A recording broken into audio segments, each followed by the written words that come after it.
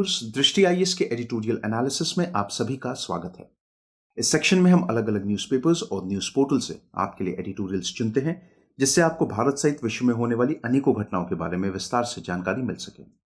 Dear viewers, इस section में सबसे पहले दिए गए एडिटोरियल को हम अपने यूपीएससी सिलेबस से लिंक करते हैं।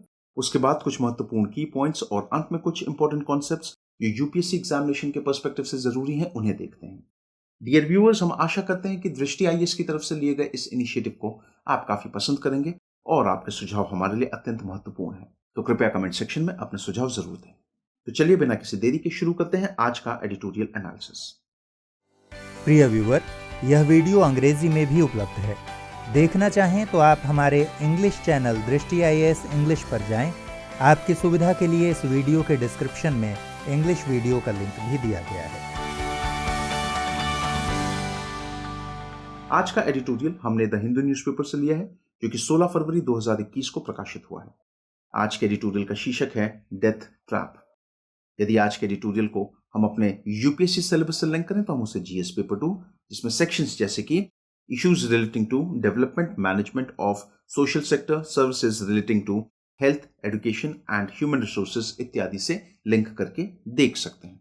यदि आज के एडिटोरियल को हम लोग समराइज करें तो हम ये कह सकते हैं कि पटाखा उद्योग में श्रम सुधार और तकनीकी प्रगति का लाया जाना अति आवश्यक है।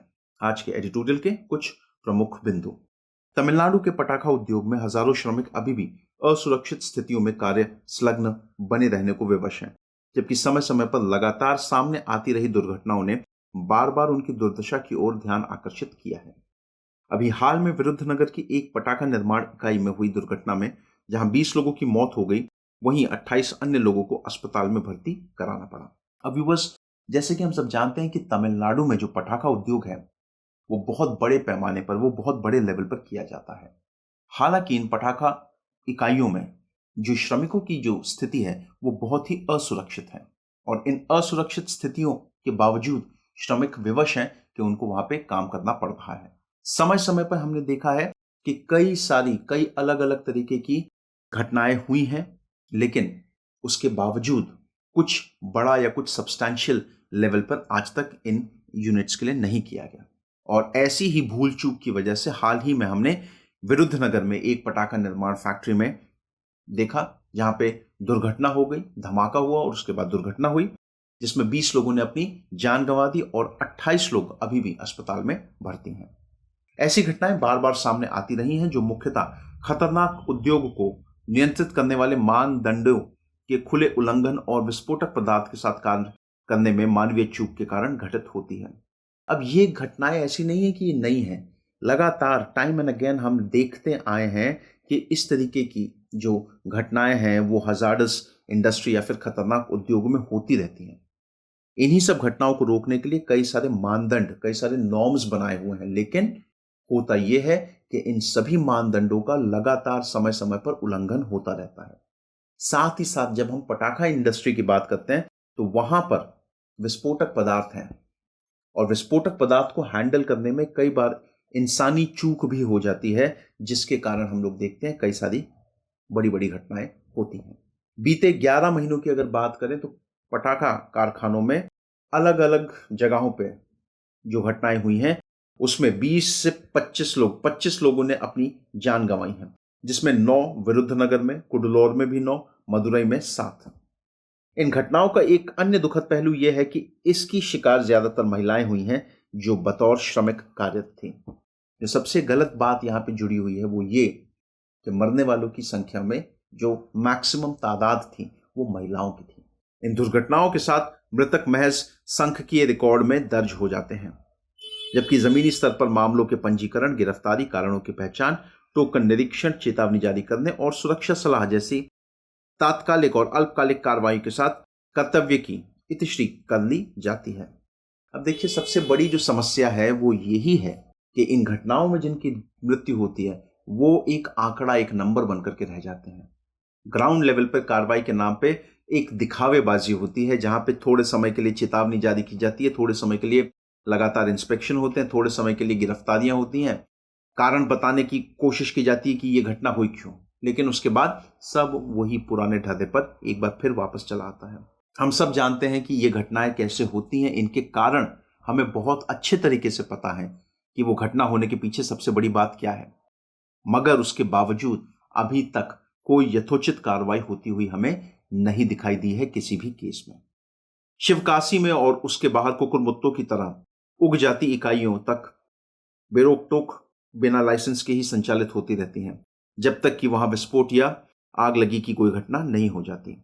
अब शिवकाशी की अगर हम लोग बात करें तो आप कह सकते हैं कि वो पटाखा राजधानी है भारत की। शिवकाशी में आप देखेंगे कि कई सारी आपके पास लाइसेंसी यूनिट्स तो हैं, लेकिन लाइसेंसी यूनिट से 2 गुना 3 गुना संख्या में अधिक गैर लाइसेंसी यूनिट्स भी हैं, गैर लाइसेंसी इकाइयां भी हैं, जो एकदम कुकुरमुत्ते की तरह वो उगती चली आई हैं, बिना किसी लाइसेंस के काम कर रही हैं, और वो तब तक काम करती रहती हैं जब तक किसी तरीके की कोई घटना, कोई विस्फोट या कोई आगजनी या आग लगी नहीं हो जाती। अब बताइए, अगर इस तरीके से काम होगा कि जब घटना होगी तभी आप जाकर के उसके ऊपर काम करेंगे, ये तो वही बात हुई जब आग लगी है तब आप कुआं खोद रहे हैं। सरकारों को ये चाहिए कि शुरुआत से इतने कठोर नियम बनाए कि इन नियमों का किसी भी तरीके से उल्लंघन करने के बारे में कोई सोच ना सके।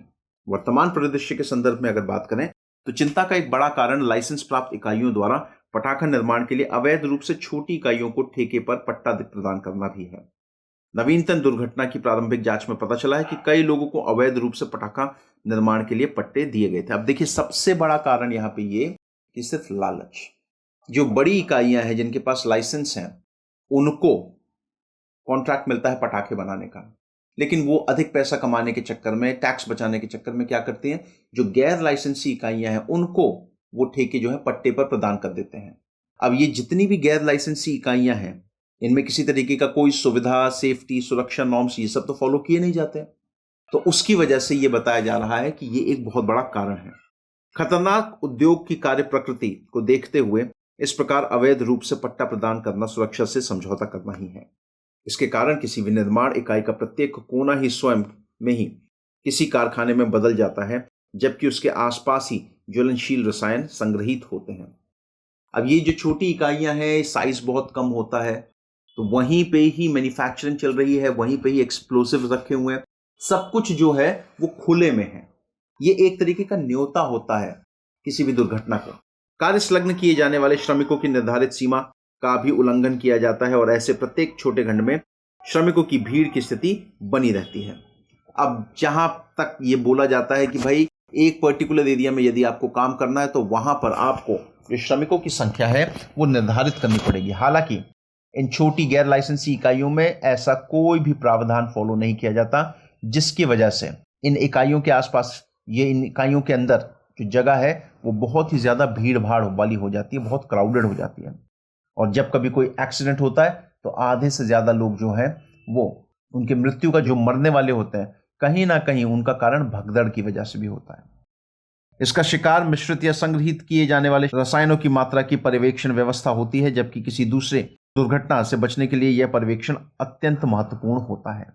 श्रमिकों का अप्रशिक्षित होना, सबसे बड़ी जो समस्या है वो ये कि स्किल्ड लेबर नहीं है पटाखा उद्योग में।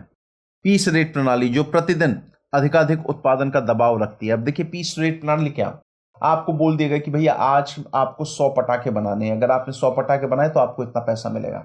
जल्दबाजी है। अब वो जल्दबाजी में जब पटाखे बनाए जा रहे हैं तो कहीं ना कहीं वो एक प्रेशर होता है कि ज्यादा से ज्यादा पैसा कमा लूं। इन दुर्घटनाओं को आमंत्रित करती हैं। हाल की दुर्घटना में प्रत्यक्षदर्शियों द्वारा बताया गया कि एक श्रमिक जो संभवत अत्यंत थका हुआ था द्वारा जल्दबाजी में अर्ध तैयार पटाखों को निपटाने के क्रम में वहां विस्फोट हो गया। अब जो हाल की घटना है उसको में ये बताया जा रहा है कि यह घटना हुई इसलिए क्योंकि एक श्रमिक जो काफी थका हुआ सा लग रहा था, उसने अधपके पटाखों को ही निकाल लिया। अब क्योंकि वो तैयार नहीं थे पटाखे, इसलिए एकाएक उनमें हमने देखा कि भाई विस्फोट हो गया, जिसकी वजह से ये दुर्घटना हुई। पेट्रोलियम और विस्फोटक सुरक्षा संगठन द्वारा श्रमिकों को प्रशिक्षण प्रदान किए जाने की व्यवस्था मौजूद है, लेकिन श्रमिकों की कमी के कारण यह उद्योग श्रम बल की पूर्ति के लिए सीमित कौशल के लोगों की भर्ती करने से गुरेज नहीं करता।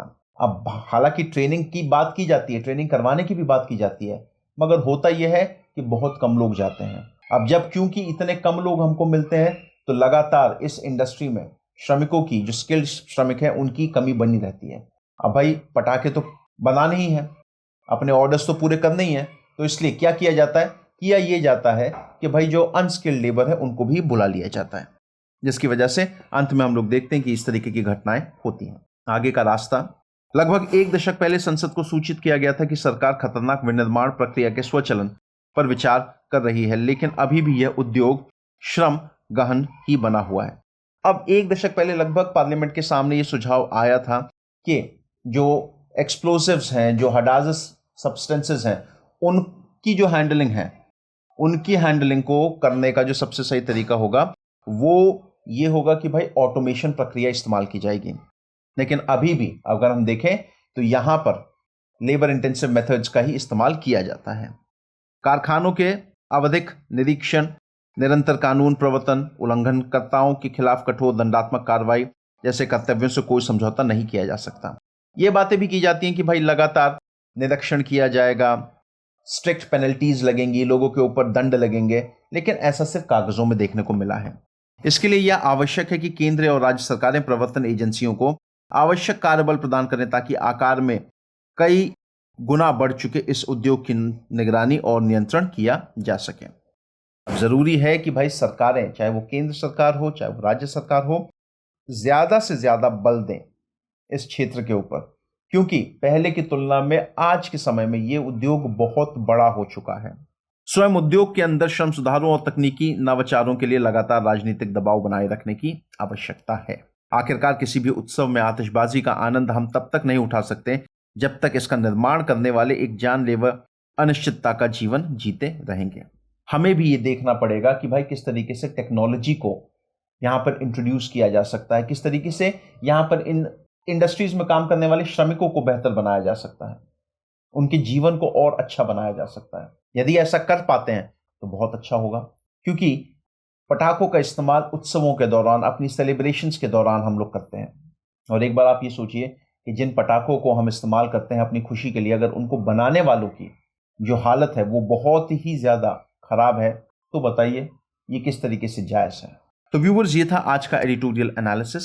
आज के एडिटोरियल से संबंधित जो प्रश्न बन सकता है वो कुछ इस प्रकार है कि चर्चा कीजिए कि किस प्रकार हाल ही में पारित श्रम संहिता का भारत में श्रम सशक्तिकरण पर रूपांतरणकारी प्रभाव पड़ सकता है। संहिता से समृद्ध चुनौतियों की भी चर्चा करें। तो व्यूअर्स, ये था आज का एडिटोरियल एनालिसिस। आई होप आप सभी को ये बहुत पसंद आया हो। धन्यवाद।